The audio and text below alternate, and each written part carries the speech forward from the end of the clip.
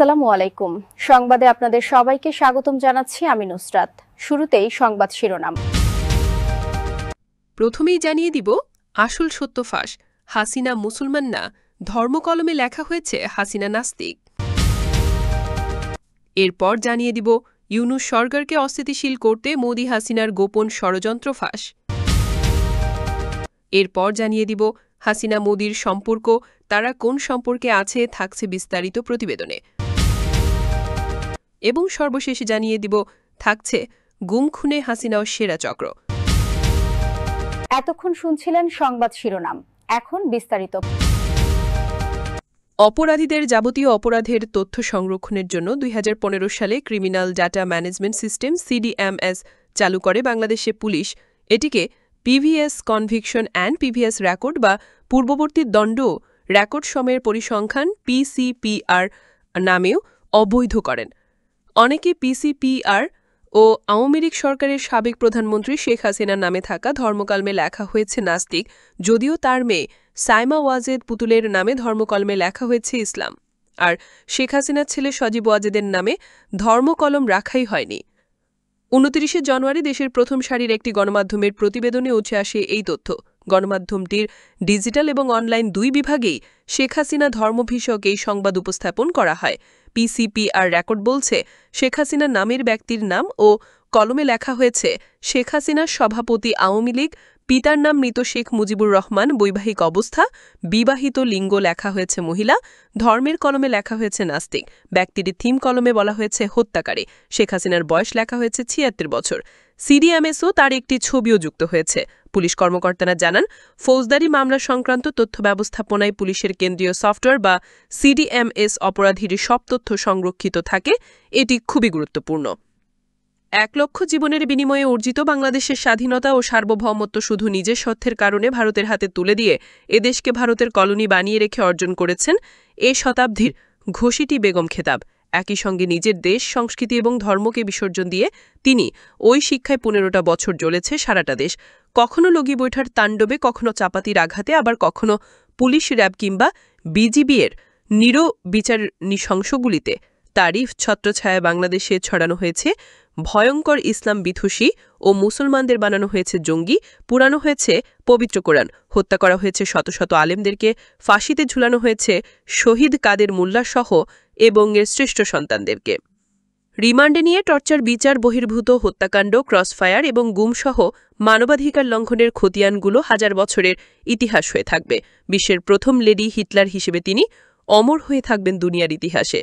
তার হিংসা ও ঘৃণাতন্ত্রের ছোবলে পুরো দেশ একসময় ছিল আস্তিক নাস্তিক বলে বিভক্ত এবং চরম ফেতনাতে নিমজ্জিত। তার শাসনামলে মুক্তিযোদ্ধার যাযাকারের বাচ্চা চেতনার নামে স্বাধীনতার পক্ষ বিপক্ষ দ্বন্দ্ব তৈরি করে পুরো দেশকে নিশ্চিত সংঘাত এবং গৃহযুদ্ধের দিকে ঠেলে দিয়েছিল। দেশের পুরো রাজনীতিকে 1971 সালের লৌহ পিঞ্জরে আবদ্ধ করে অন্যান্য সকল দল ও মত এবং পথকে ক্রিমিনালাইজ করে গণতন্ত্রকে কবর দিয়ে সামনে এগিয়ে যাওয়া সকল পথ বন্ধ করে রেখেছিল। প্রতিষ্ঠা করেছিল এশিয়া মহাদেশের প্রথম নোটতান্ত্রিক ফ্যাসিবাদ।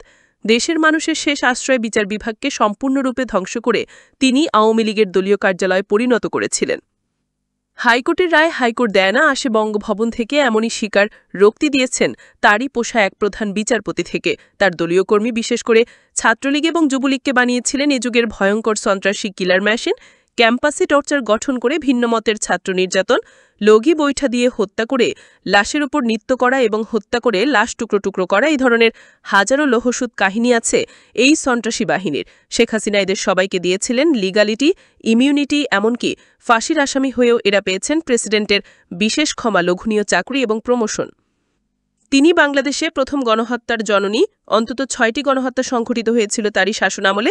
28 অক্টোবর লগি বৈঠার তাণ্ডবে, 5ই মে আলেমদের রক্তে রঞ্জিত হয় শাপলা চত্বর, 25শে ফেব্রুয়ারি পিলখানায় ইতিহাসের জঘন্যতম হত্যাকাণ্ড সংঘটিত হয়। আল্লামা সাঈদীর রায় পরবর্তী ম্যাসাকার, সৎখেরা ম্যাসাকার এবং বর্তমানের কোটাবিরোধী নিরীহ ছাত্রছাত্রীদের উপর সীমাহীন নির্যাতন ও নিষ্ঠুর হত্যাযোগ্য হাজার বছর ধরে গণহত্যার সাক্ষী হয়ে থাকবে। এই কিলিং মিশনের দেশীয় কিলারদের পাশাপাশি তিনি ভাড়া করে এনেছিলেন রয়্যাল প্রফেশনাল কিলারদের।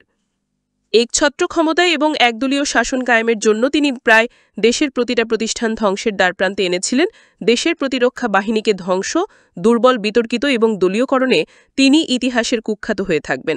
সংস্কারের নামে শিক্ষা ব্যবস্থার 12টা বাজিয়েছিলেন, নির্বাচন কমিশনকে পকেটে ভরেছিলেন, আর জাতীয় সংসদকে বানিয়েছিলেন গানের আসর এবং শেখ পরিবারের তৈল মর্তনের কারখানা। রিজার্ভ চুরি, ব্যাংক লুট, শেয়ার বাজার কেলেঙ্কারি, বিদেশে অর্থ পাচার সহ সীমাহীন দুর্নীতি এবং অব্যবস্থাপনার যে রেকর্ড শেখ হাসিনার আমলে হয়েছিল, তার ধারে কাছে দুনিয়ার কেউ আসতে পারবে কিনা সন্দেহ। দুর্নীতি আর লুটতন্ত্র এতটাই গভীর যে শেখ হাসিনার চতুর্থ শ্রেণীর পিএম পর্যন্ত কামিয়ে ফেলেছিলেন 700 কোটি টাকা সম্পদ। বেনজির আজিজ, মতিউরে সহ শত শত মহা লুটেরা তৈরি করে একদিকে কায়েম করেছিল মাস্তানতন্ত্র ও মগের মুলক। 2009 সালে ক্ষমতা দখল করে শেখ হাসিনা বাংলাদেশে পারিবারিক শাসন প্রতিষ্ঠা করেছিলেন।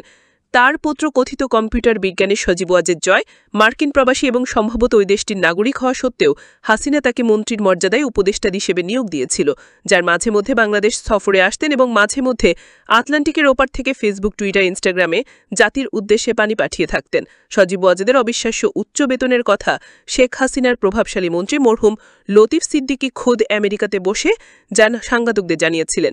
এছাড়া বিভিন্ন দেশে দুর্নীতি, লুটপাটের সম্পদের গল্প তো আছেই। শেখ হাসিনার ছোট বোন শেখ রেহানা কোনো সরকারি পদ ছাড়াই রাষ্ট্র পরিচালনায় প্রচণ্ড প্রভাব বিস্তার করে থাকতেন। শেখ রেহানার স্বামীর ছোট ভাই মেজর জেনারেল তারেক সিদ্দিকীকে শেখ হাসিনা মন্ত্রীর পদমর্যাদায় নিরাপত্তা উপদেষ্টা পদে নিয়োগ দিয়েছিলেন। সাবেক সেনাপতি জেনারেল আজিজের দেয়া তথ্য অনুযায়ী বাংলাদেশের যাবতীয় গুম, খুন এবং বিচার বহির্ভূত হত্যাকাণ্ডের অন্যতম প্রধান হোতা হলেন এই তারেক সিদ্দিকী। শেখ রেহানার ছেলে বদে সিদ্দিকীকেও বাংলাদেশে অত্যন্ত প্রভাবশালী বিবেচনা করা হতো। তিনি দীর্ঘদিন প্রধানমন্ত্রীর কার্যালয়ের ভেতরে বসে সম্ভবত ইউএনডিপি এর কভারে কাজ করেছেন। শেখ হাসিনার কন্যা পুতুল এবং তার স্বামী আরব আমিরাতে বিপুল সম্পদের কথা এখন অনেকটাই ওপেন সিক্রেট। আরব আমিরাতে হাসিনা কন্যার স্বামী ঠিক কী অবস্থায় আছে সেটাও রহস্যময়। এই নিয়ে সোশ্যাল মিডিয়ায় গুজবের শেষ নেই। পদ্মা সেতু দুর্নীতিতেও সাবেক মন্ত্রী আবুল হোসেনের সাথে এই দম্পতিরও নাম জড়ানো। সেই সময় তারা কানাডায় অবস্থান করতেন। কেন তারা কানাডা থেকে পালিয়ে প্রথমে কাতার এবং পরে আরব আমিরাতে ঘাঁটি গেড়েছে সেটাও আমজনতার অজানা। শেখ হাসিনার কন্যার শ্বশুর ইঞ্জিনিয়ার মোশাররফ দীর্ঘদিনের স্থানীয় সরকার সহ অন্যান্য গুরুত্বপূর্ণ মন্ত্রণালয়ের